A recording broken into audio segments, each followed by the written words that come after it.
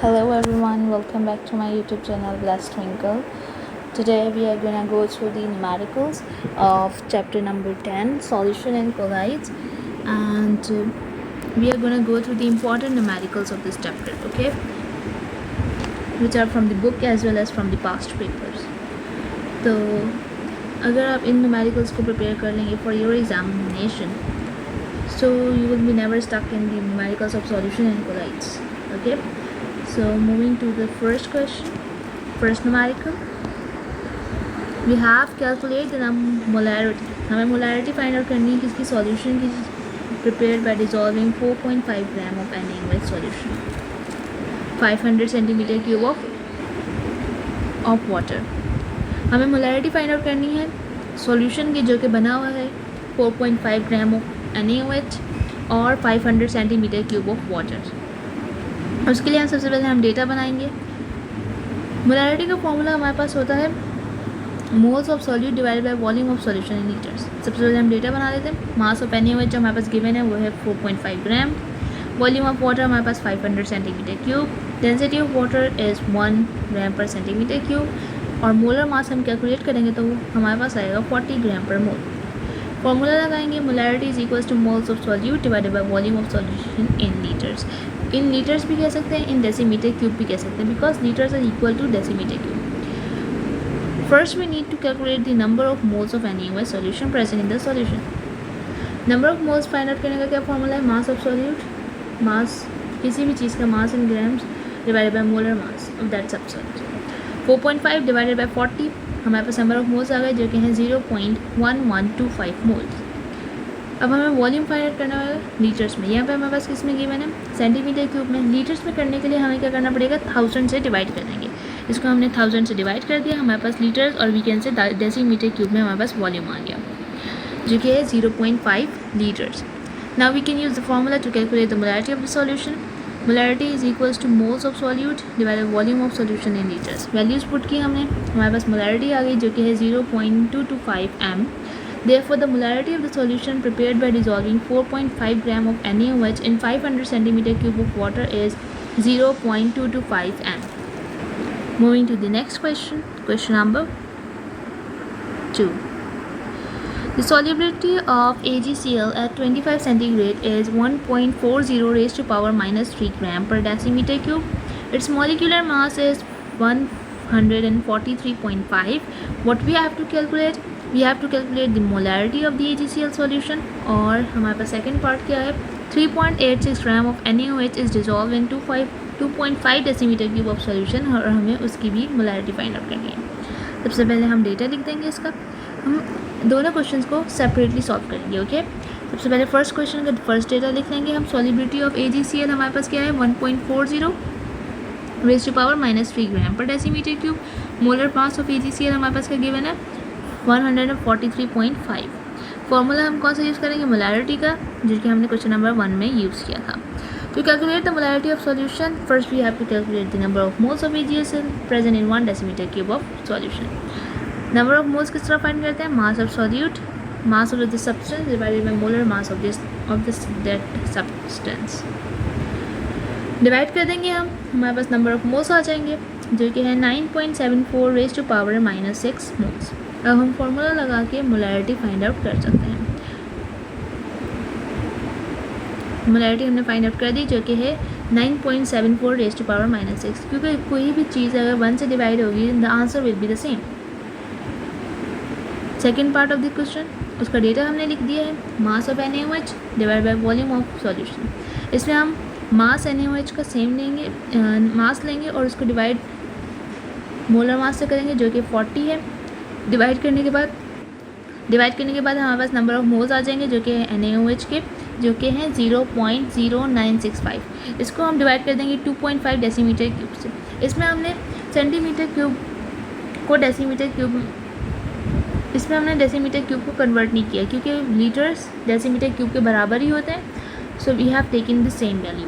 2.5 से डिवाइड कर देंगे हम, हमारे पास मोलैरिटी आ जाएगी. Therefore the molarity of NaOH solution is 0.0386 m. Moving towards the next question. Question number 3. 4.0 gram NaOH is dissolved in 2.5 decimeter cube of solution. Find its molarity and pH. हमारे पास मास दिया गया है किसका, NaOH का, जो कि है 4.0 ग्राम, और हमारे पास सॉल्यूशन का वॉल्यूम दिया गया है जो कि है 2.5 डेसीमीटर क्यूब. हमें क्या फाइंड आउट करना है, मोलैरिटी फाइंड करनी है और पीएच फाइंड करनी है सॉल्यूशन की. मोलैरिटी का हम सेम फार्मूला इस्तेमाल करेंगे विद द सेम स्ट्रेटजी, और पीएच का फार्मूला हमारे पास है pH minus log H plus आइन की कॉन्सेंट्रेशन.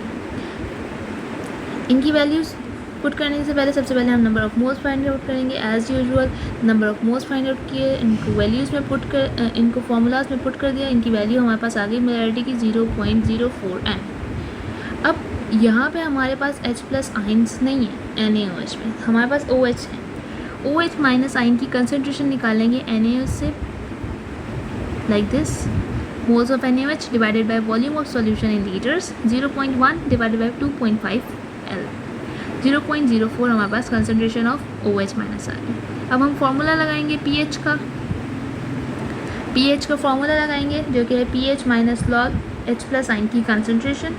H प्लस आ जाएगा हमारे पास KW divided by OH minus आइन. KW की वैल्यू हमारे पास कांस्टेंट होती है जो कि है 1.0 रेज़ टू पावर माइनस 14, और इसको डिवाइड कर देंगे OH माइनस आइन की कंसनट्रेशन के जो कि है 0.04. इन H प्लस आइन की कंसनट्रेशन हमारे पास आ गई. इसको हम फार्मूला में पुट कर देंगे, हमारे पास pH आ गया जो कि है 12.6.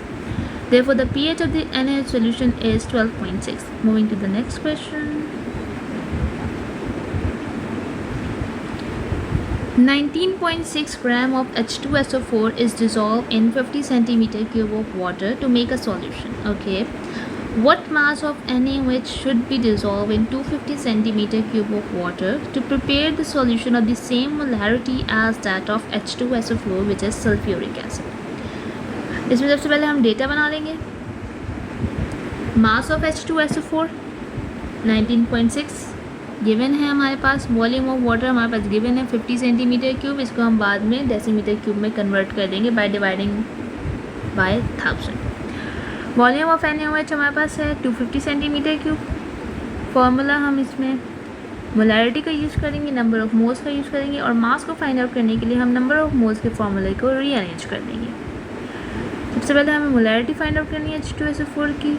उसके लिए हमारे पास volume of solution centimetre cube में, उसको पहले हम लीटर्स में कन्वर्ट करेंगे. Number of moles find out करेंगे, mass in gram divided by molar mass से हमारे पास मोलैरिटी आ जाएगी H2SO4. According to the balanced chemical equation, 1 mole of H2SO4 reacts with the 2 moles of NaOH. Therefore, the number of moles of NaOH required can be calculated as, okay, moles of H2SO4 इसके बराबर है moles of NaOH के, but moles of NaOH is equal to moles of H2SO4 divided by 2, क्योंकि हम 1 mole of H2SO4 जब react करता है हमेशा रिएक्ट करता है 2 मोल्स ऑफ NaOH से according to balance chemical equation. Moles of H2SO4 mass in gram divided by molar mass, और उसको डिवाइड कर देंगे 2 से, हमारे पास मोल्स ऑफ NaOH आ जाएंगे. अब हम फॉर्मूला लगा के mass of NaOH required to make a solution with the same molarity H2SO4 in 250 centimeter cube of water using the following formula.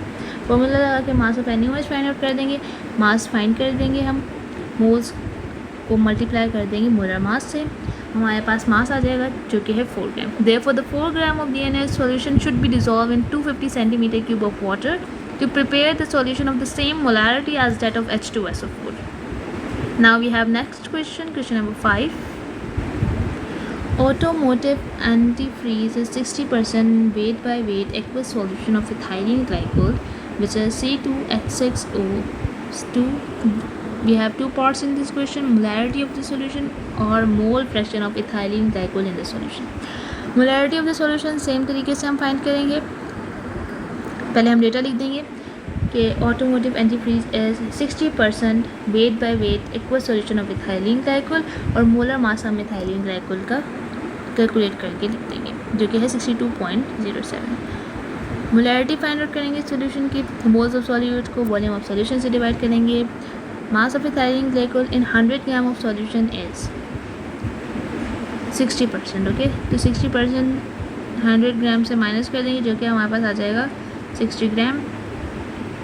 100% से निकालेंगे 60%, तो हमारे पास आ जाएगा 60 gram. The number of moles of ethylene glycol in 60 gram is, number of moles हमारे पास कितने हैं 0.966, क्योंकि gram mass in gram divided by molar mass, इसको हमने कैलकुलेट की तो हमारे पास number of moles of ethylene glycol आ गए।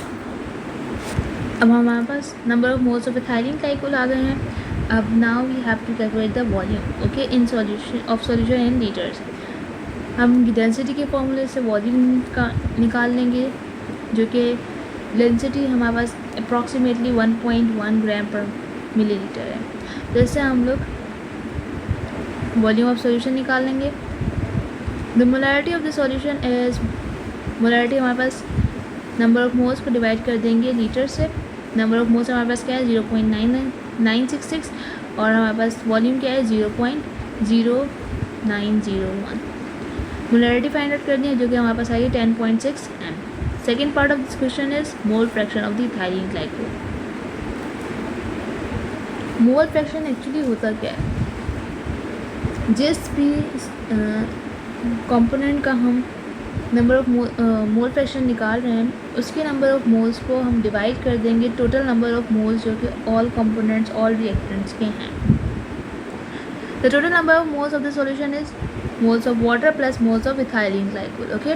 The mass of water in 100 gram of the solution क्या है हमारे पास 40 ग्राम है। Number of moles of water निकाल देंगे, जो कि हैं 2.22 moles by dividing with the molar mass. देखो टोटल नंबर ऑफ मोल्स हमारे पास कितने आए 3.186 moles.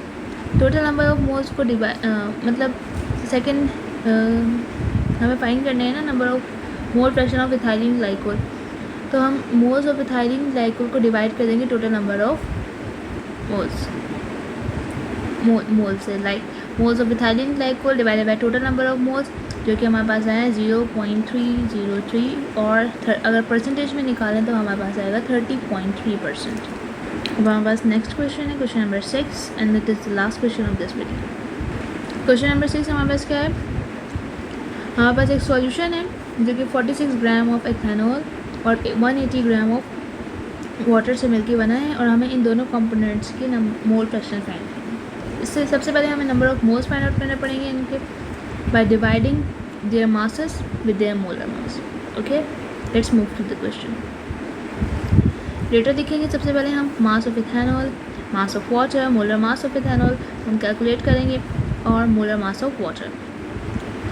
Calculate the number of moles of each component, okay. सबसे पहले हम नंबर ऑफ मोल्स फाइंड करेंगे दोनों कंपोनेंट्स के by dividing with their masses with their molar masses.